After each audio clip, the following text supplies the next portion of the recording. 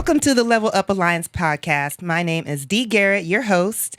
Level Up Alliance, where we help leaders become legacy leaders of their family. Today I have my guests. Co-hosting with me is Dream Motivates. I'm in the building. Let's go. And my man T-Sean is my guest. What's going down? T-Sean. We in the building, baby. Listen, I am so happy and first proud. Shout out to the podcast. Shout out to the branding. Shout out to everything you're doing.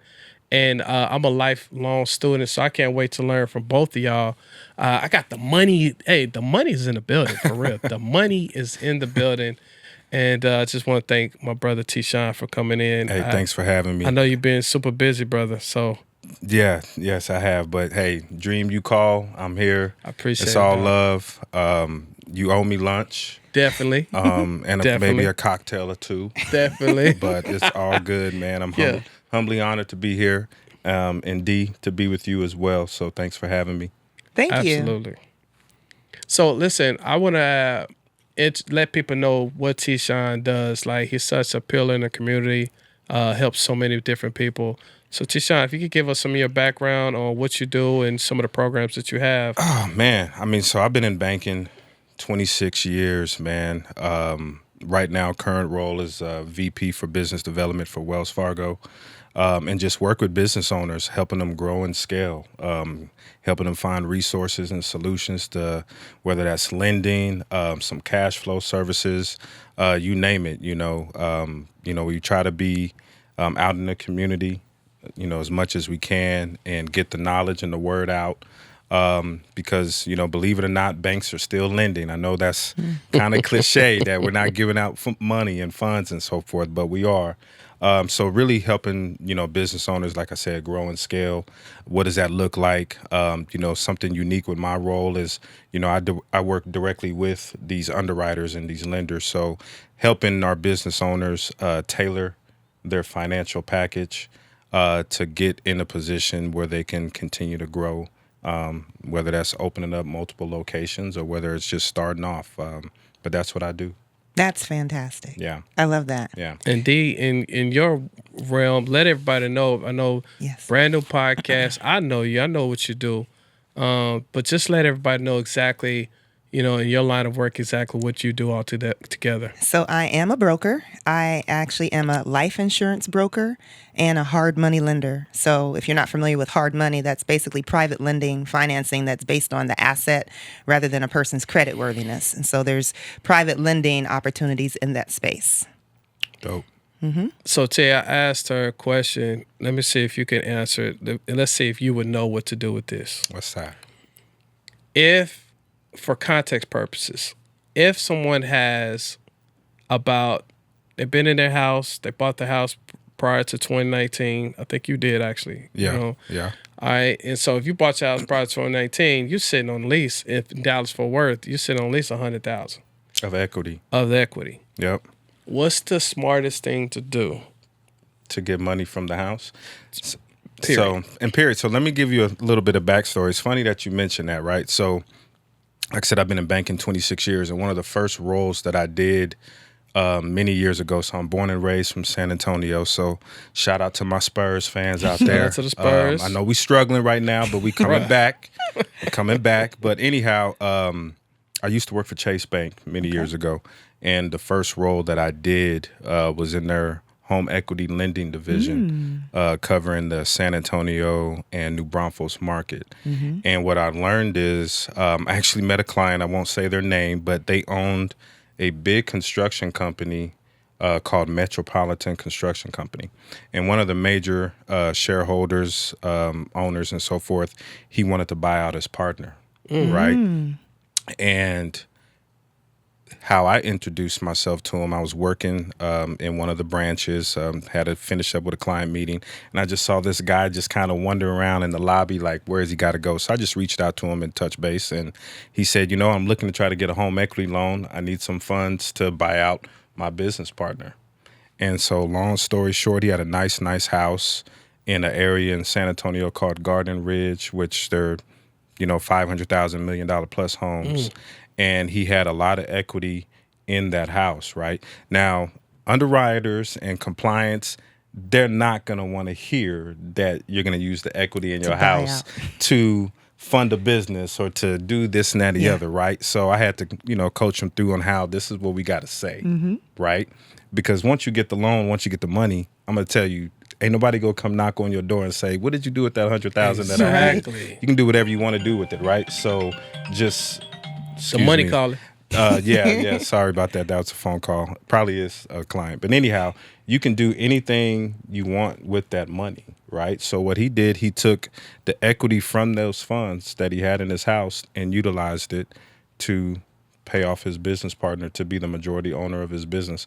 And now that business, his construction company, when I go home to San Antonio, I still see it.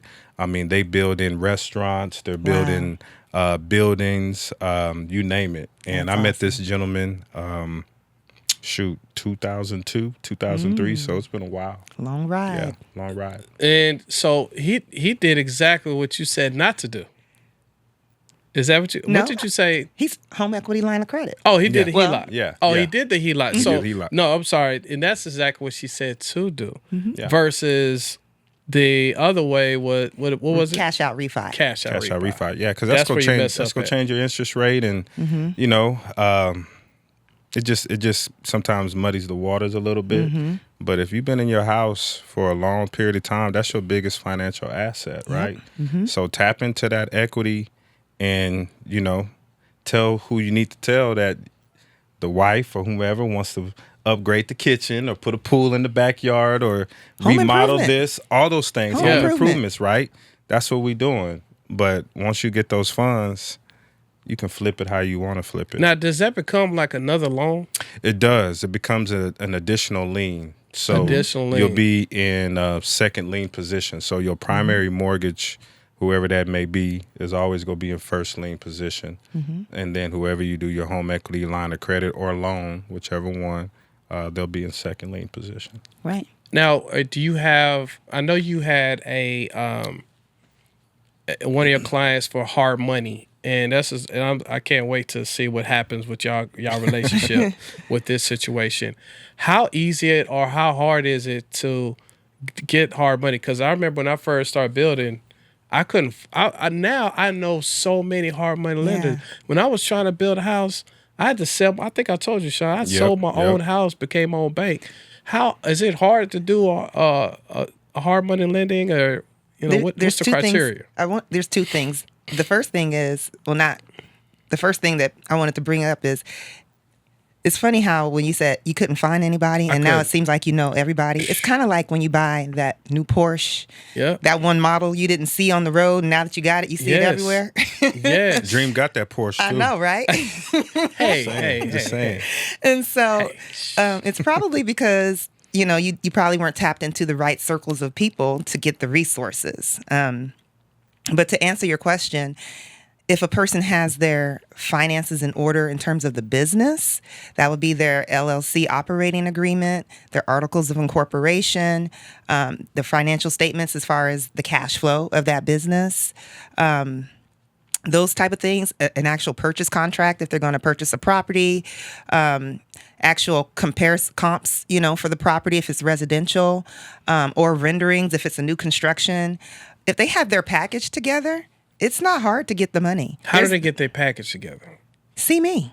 See me. Okay. I got a checklist to go through. I'll ask some questions. I like that. We'll figure out what kind of package you're looking for, whether it's a commercial lending project, or a residential fix and flip, or something in that area, just depending on the project. That stuff seems intimidating, man. You know what I was laughing at the other day? I was like, no, I promise you, I'm not. Please, y'all don't take this the wrong way. Funny. I promise you, please don't take it the wrong way, because it may come out the wrong way. But this is a question I had in my head. I was trying to figure out, Sean. So you been to the HEB for Broad? The new HEB? Yeah. Yeah, I live there, bro. Yeah, I love. They got the my super spot, fruit. man. They got the dragon fruit. They got everything. They got So I everything. love- First I of love all, I'm from San Antonio, so that's the heart of HEB. Gotcha. So when I moved to the Metroplex in 2010, I went into shock. Yeah, it was Because there was no HEBs. HEBs. Yeah, I'm like, yeah. what's no going HEB. on? So, bro. So anyhow, go ahead. All right, so I'm walking up to HEB. True story. This happened last month. I was like, what? How? And so I'm walking. If you pay attention, you see that, like, okay, HEB's right here. Yeah. And then they got the little shopping center right here. Right next to it, for sure. Okay. I'm not trying to be, I promise, please don't take this wrong way. It's a crab spot. Oh, yeah, it is. On the corner. On the corner. Yeah, it is. And then over there by the movie theater, There's another one. it's another crab spot. Right. And then down the street, it's another crab spot. And in the crab spot, if you go in there, there's a certain entity that owns the crab spot. T-Shot, like, help us, man. What do we got to do? You the man with the money. You the one that tells us. You the one that funds these businesses. Yeah. You're the one. And then D. Garrett, how do we bridge it? Do we need to go get a HELOC? Then do we need to holler at D. Garrett, get a HELOC?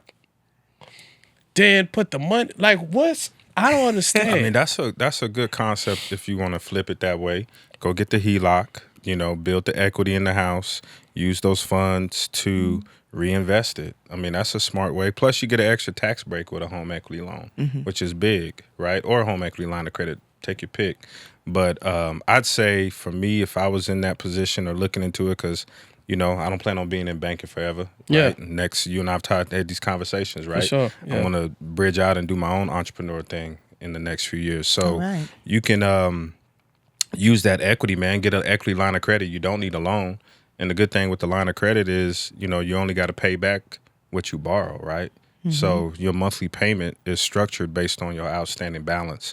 So tap into that. That works. That's money that you can put in. You get an extra tax break. And a lot of people use that to fund their businesses, right, D? Right. So you can go that route. I work with SBA, one of my colleagues, external colleagues, but him and I connect on a quarterly basis. Shout out to my guy, Herb Austin, who's the regional director for the SBA office here in Euless, Texas, and real old school dude, real straightforward. And a lot of people think that SBA is a government funded grant, right? But it's not. It is a government-sponsored program, but it's not a grant. Right. So you got to qualify for those funds, right? SBA is a for-profit organization just because it's a government entity. But I look at it like this, man. If you go buy a new house today, it's gonna be what, 3, 4, 5, 600,000 or more. A decent one. A decent one, right? In Dallas for work. So I tell people all the time. I was just having this conversation with a client the other day. I said, you take that risk to go buy your house and build your dream house, right? So take that same risk and go start you a business. There it is. And go get you an SBA loan for maybe that same amount, and your payments go be very similar. You know what I'm saying? So why not take that same leap of faith to go? If you can do it to buy yourself a nice big house, you can do it to also go fund you a business. Yeah. Because Wells Fargo, you manage you manage business portfolios, right? Yeah. So I work with clients. We'll work with startups. So on the low end, we'll work with businesses that generate, 300,000-500,000 in gross annual sales. But our sweet spot for the target of clients that I work with are anywhere from 1 million all the way up to 30 million in gross annual sales. So you would have to see the portfolio of this business first before they get to they get to me. Yeah. And then some of the biggest things is I tell business owners all the time, man, because it's frustrating when I see it. You got to get to a point where you start helping yourself. And what I mean by that is you need to show the success of your business, right? And how to grow and scale. If you don't show the success of your business and that brand, and you do that by your financials, that's the biggest way to do it. Right. You can tell me, hey, this is a new concept. It's going to grow in this market. It's dope. I ain't trying to hear none of that. Clientele is going to come in. Hey, all that is live. All that is dope. But if your financials don't align to that and your tax returns are showing that, you're not having success, or you got a creative CPA that is showing you taking losses or not showing the strength of your business, then it's hard to come to a bank. I don't care how big, small, or whatever. It's hard to come to a bank and say, you know what, lend me XYZ amount of money when your business is underperforming, right? That's a great point. And that's another thing that I wanted to ask, because in the case of people seeking private funding, there's always, we don't base it on credit. Yeah. However, we do look at the credit. Fact. And so sometimes people will come in with a partnership, and then they may have a credit partner, and then they'll have an experienced partner. So one person that has the experience with doing the projects, another person that has the credit because they look good on paper.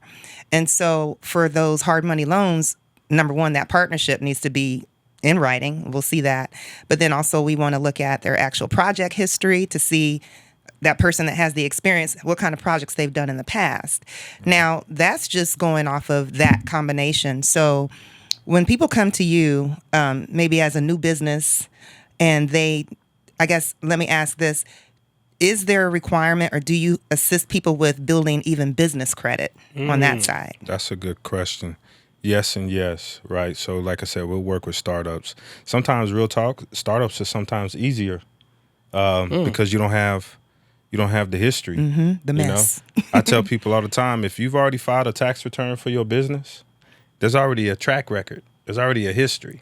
So I can't not use that. If you already have a couple of years of tax returns, business tax returns, and you're trying to grow to another location, or you're trying to grow and scale in that capacity, I have to look at your past performance, and we have to take that in consideration, right? Versus a startup, like I give you an example. There's a client that I worked with last year out of South Carolina, ex-Wall Street guy, you know what I'm saying? Him and his wife worked in New York for a long time, and they retired, and they love sweets. So they bought into Dream. I may have told you this, bro. They bought into the Shipley's Donuts franchise. And they built 3 locations in South Carolina, man. And obviously they had the capital. Okay. You know, you got to have the down payment. I think their total loan was maybe about $1.3 million or something like that. So typically with a startup, SBA lending is the route we went, because my SBA lending can go up to $3 million, right? So, you know, you got to at least have that 10 to, I say give or take, low end 10%, but prepare for the worst case and work your way down, right? So worst case scenario for a startup, you're looking at between maybe 25, 30% of capital injection. Okay. That's what you bring to the game. Yeah. That's Get in the door. what you got to bring to the table. And a lot of people are like, well, can I finance that? No, you can't finance that. Not if you in SBA. No, you got to, that's your sweat equity into your own business or what you believe in, right? Okay. Just like when you go buy a house. Right. You got earnest money. You got down payment, right? Money, all that. Same thing with buying a business. That's your sweat equity and commitment into that business. So you go have that, like I said, prepare for 25, 30% capital injection. You know, on top of, if you buy into a franchise, you got to pay the franchise fee, right? So on top of, right, because all these things underwriters are going to consider. So you might, you know, your capital injection might be $100,000, right? Yeah. Okay, and then your franchise fee might be, let's just say, $50,000. Yeah. And you got $160,000 total in your bank account to fund this project. That loan is still not going to be attractive. Yeah. And you may be like, T, how is that not attractive? I got $160,000. Because you're in distress.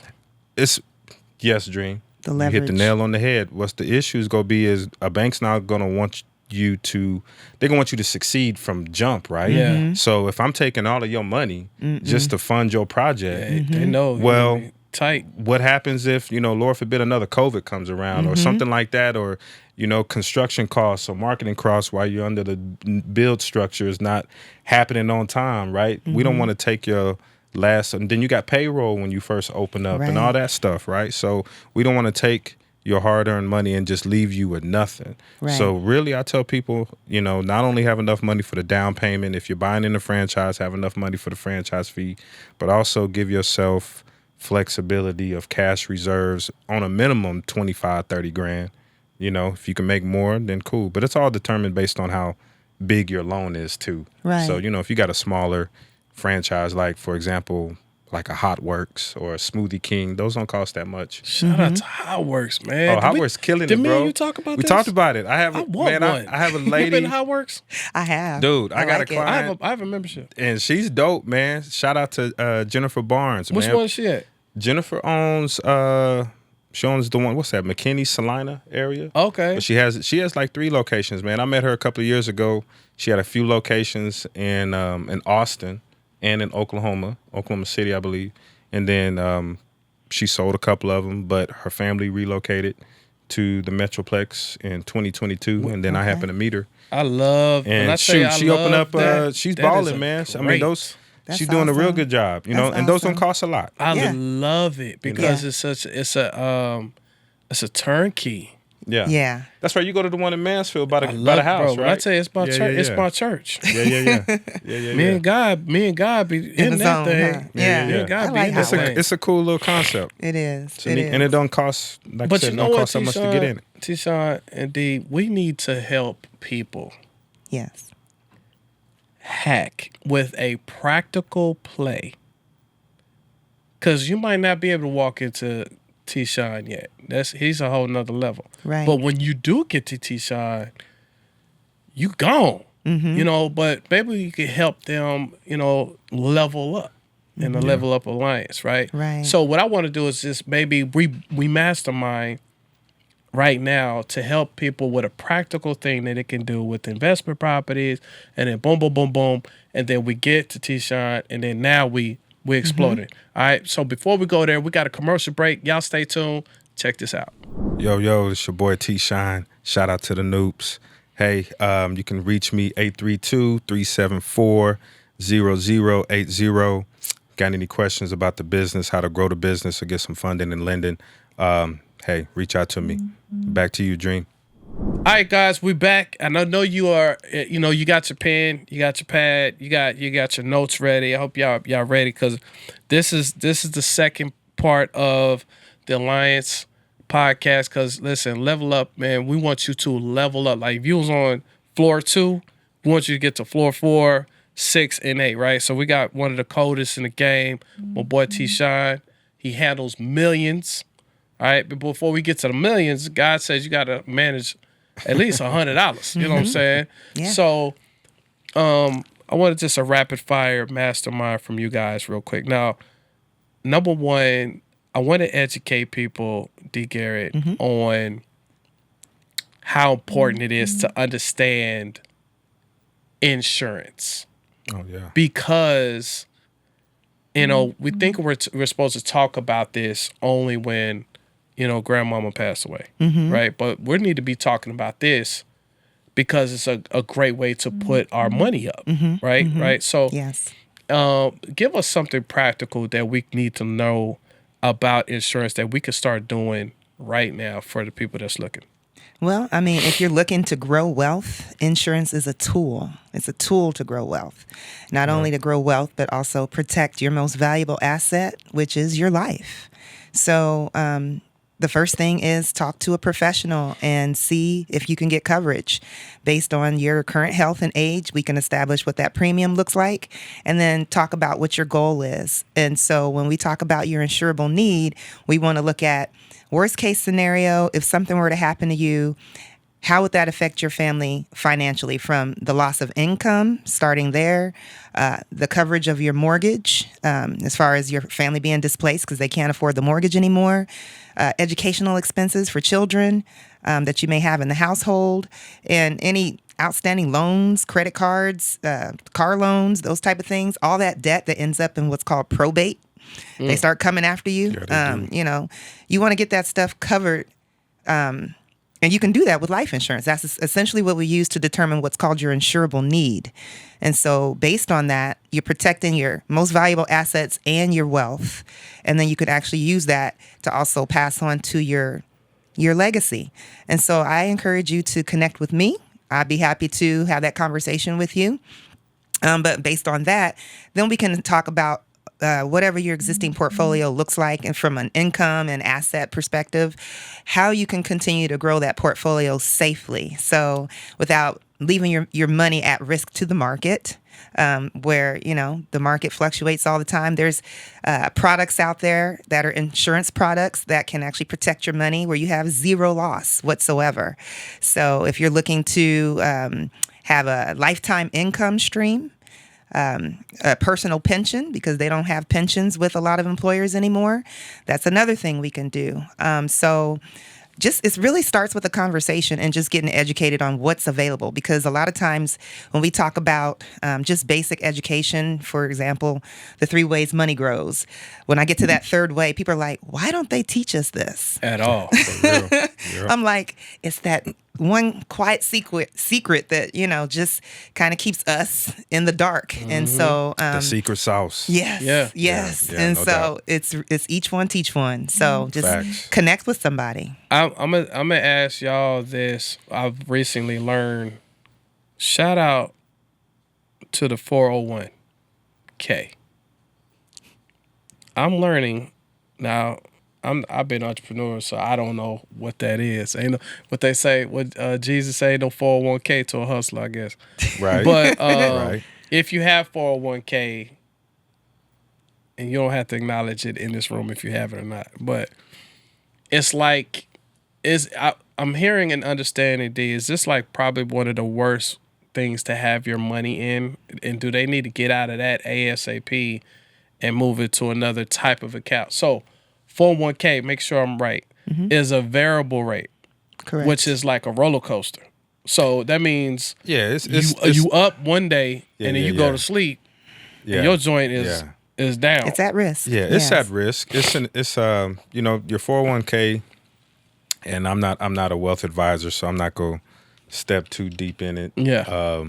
But Trouble like that. Yeah, trouble like that. But it's a tool, right? If you have an organization that is going to match your 401k, some organizations, they start matching at 4%. Some of them go up to 7 or 8%, right? Yeah. So if they offer that, I'm an advocate of funding your 401k. You know what I mean? Because that's another retirement vessel. That's money that you're earning. Yeah. And that's also money that you can tap into. We talked about earlier about buying a business, right? That's another revenue. I mean, that's another resource that goes to help your total assets and to help you show the wealth of how you're growing. And that 401k money can be utilized to help you buy into a business. And a lot of people don't realize that. There's loopholes in 401k, legal loopholes that you can build money in that vessel for so many years. And then you say, you know what, man, I've been doing this for a long time. I'm ready to put money towards opening up my own business or buy a franchise or whatever. That 401k money that you've been stacking for however long you've been with that organization, you can tap into that. So I'm an advocate of them. Yeah. If your company offers it, then it doesn't hurt you to take advantage of it. And you can select the funds that... Yeah, the amount. Yeah, you can select the funds. You can select the amount on what you want to contribute on a, pay period type basis. And, it's designed to grow over time. So if you're looking to get a lot of money real quick, well... That's not the play. That ain't going to happen. But, you be with an organization for 3, 4, 5, 6, 7, 8, 10, whatever years, right? And you contributing to that bad boy every year after year, year over year, that money's building up. I'm definitely a proponent for free money. Yeah, that money's building up. I wouldn't say it's the worst place, but I would say assess your diversity in your portfolio. Yep. How much of that, if all of your money for retirement is in that, you might need to diversify. Yeah, just because diversify. it's at risk. To that point, as far as 401ks, I was a realtor for over a decade. I went from corporate into real estate. When I left corporate, I was young. I was like, yeah, just give me the money. And so then I let it go. Then I didn't have a retirement plan. And so there's solo 401ks out there for entrepreneurs. Or other type of individual retirement plans, even HSAs and things like that you can do as an entrepreneur. But the main thing is just allocating funds that you're going to use for retirement, and then also making sure that based on your risk adversity or your assessment that you're okay with the risk that you're exposing your funds to. Now, I'm of the age that I don't want to lose any money. So Oh, that's right. I'm not going to put my money in a risky place, meaning stocks, mutual funds, those type of things. And so I choose to diversify my money in other areas that have a guaranteed zero loss or won't impact me in the long term or the short term. But if a person's a younger aged person, I just had a client, I spoke with her yesterday. She's 37 years old, and she wanted to know how she was doing on her retirement plan. We kind of did some math of where she is now and her monthly income and what that looks like at age 65.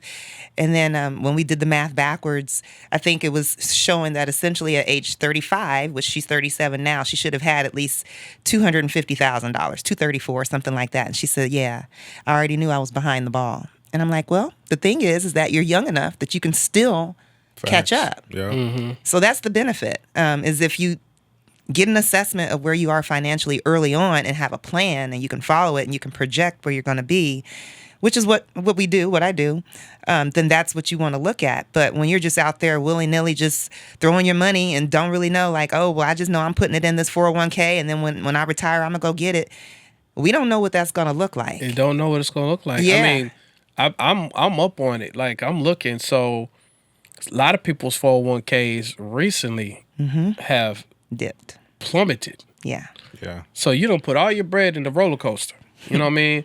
Versus they can put their money into a compound or index account that is continuously guaranteeing going up. Is that what you're saying? Yes. Can you break that down? How does that work? So the type of... I'm sorry. Can you move it? Can you go 401k to the index? Can you? Yeah. Okay. I'm sorry. Yeah. Go ahead. No. Yeah. So you're right. Great question. And so with life insurance products, now these are specifically life insurance products, not variable products such as stocks and mutual funds and things that maybe a Charles Schwab or a Morgan Stanley would have in their products and services. So there's insurance products that we offer where you can do what's called a rollover. As long as it's not attached to your existing employer, because you can't move those funds with an existing employer. But you can take a rollover from retirement funds that you left at an old job and put them into a secured product that will continue to grow. And to answer your question, yeah, depending on the type of product you put it in, you may have access to all of the money in the first year, if that's something that you want to do, or you may have access to maybe 10% of the money immediately. It just depends on the product and what the goal is. So it really is a tailored product. But yeah, there's definitely things and options out there to grow your money safely. That's dope because, like you said, you ain't in a position to be hopefully be all right. You know what I mean? So I definitely had I had 2 Bitcoin in 2017. Okay. You still got it? Me either. I sold my I joint. sold mine. I sold my joint when they told me that they said that the Bitcoin was going to split. I don't know what a split was. He's like, I'm just getting out. Banana split, bro. What are we Getting doing? out. Do you remember what you bought it at? So funny story. I won my first Bitcoin at $1,243. Wow. I didn't even know what a Bitcoin was. That's crazy. I came for the Apple Watch because it was giving away the Apple Watch. I didn't know what. Hey, what's a coin? I didn't know what a coin was. That's wild. And everybody went in and stuff. I'm about to leave. I'm like, man, head on. Don't leave. The grand finale, bro. All the phones and watches are gone. I'm out of here. Yeah, I got what I came for. I'm out. My man, so it's about 500 people in this room. And they said the number is I forgot what the number was. And I was like, yeah, that's me. That's me. I might as well have slam dunked on Michael Jordan, bro. Oh, they picking me up and put me to the front. Man, congratulations, man. I like, oh, what? That's wild. And it was like, you won a Bitcoin. Wow. The guy was like, oh, wow, you don't even know what this is. Like, Right. Bro. I said, they were laughing. I said, man, I came here for Apple Watch.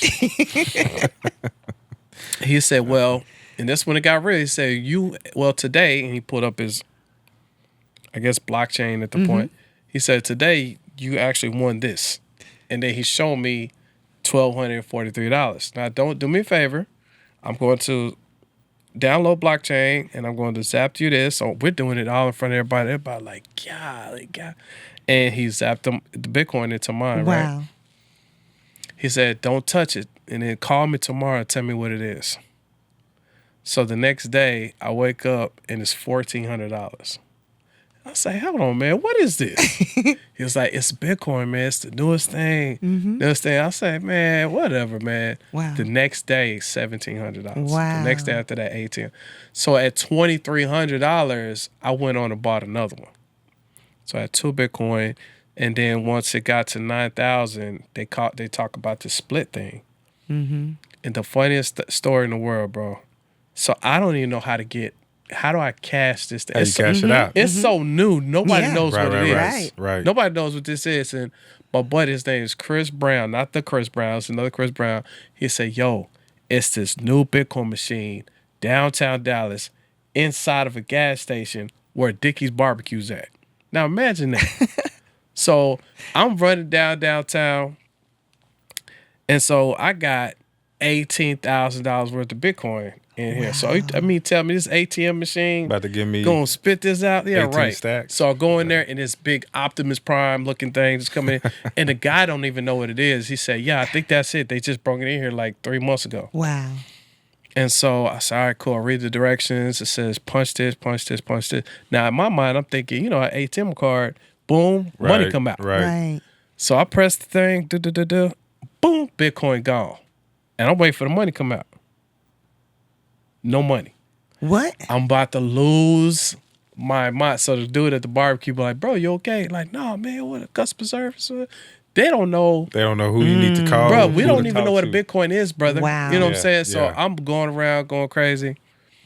I'm just like, oh, dog, call Chris. He's like, he's not answering the phone call like 13 times. He's like, oh, bro, sleep. I said, bro, what's going on, man? I put my Bitcoin up. He said, oh, you got to wait for it to cycle. So it took an hour for it to cycle through this blockchain, I guess, to verify it. And so I got the text message. I'm sweating, man. I'm just over here just about to. And I got a text that said, you can come get your Bitcoin out right now. So I go to, now the guys, everybody's looking at me. It's more people in the gas station, true story. And I go in, everybody's like, I'm looking crazy. And they're like, yo, man, you all right? I'm like, yeah, I'm all right, man. And I go in, I press the little code, and I, boom, hit the thing. And out of nowhere, it was like the casino. Wow. Money just started So flowing. my man at the, What?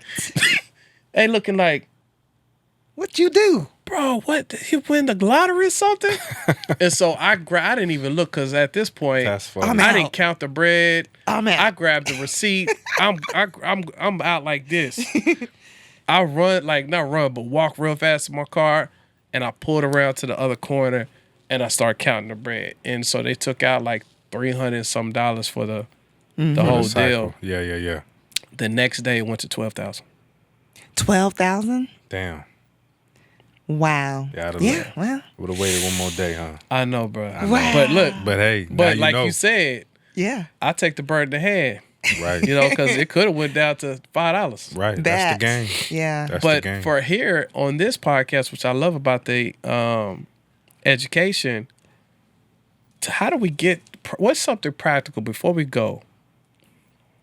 How do we get to how do we get to T-Shine? Like, how do we, are you saying that we could call you, you will structure everything up, even potentially help us with the heat lock or help us with an investment property, and then you'll get our portfolio package ready for T-Shine? Well, yes and no. I don't do HELOCs. He does. So we don't do home equity lines of credit. So we do the non-traditional funding. So if somebody's looking for funding, leveraging their properties, or getting access to the equity in their home, then that's a traditional bank loan or lending, and definitely I could refer them to T-Shine to go that route. But if they can't qualify, then that's when he could tell them, hey, go see D. She might be able to do something as long as their stuff is in order, meaning they have their articles of organization, their operating agreement, everything we talked about earlier, if they've got those documents in line, then I have access to private lenders that will actually look at the asset that you're actually seeking lending for. And that's where that goes. So it's really asset based on the cash flow. So the anticipated cash flow. And now we see how the alliance lined up. Yeah, that's it. dope. That's what's up. Hey, one time for the Level Up Alliance podcast, man. Y'all give it up for yourselves. Give it up for ourselves. D. Right on. Hey. Sean, Dream. Congratulations. Thank you. man. Thank you. Yeah, this is So dope. Thanks proud for of you. having me. Yeah. Yeah, so proud of you.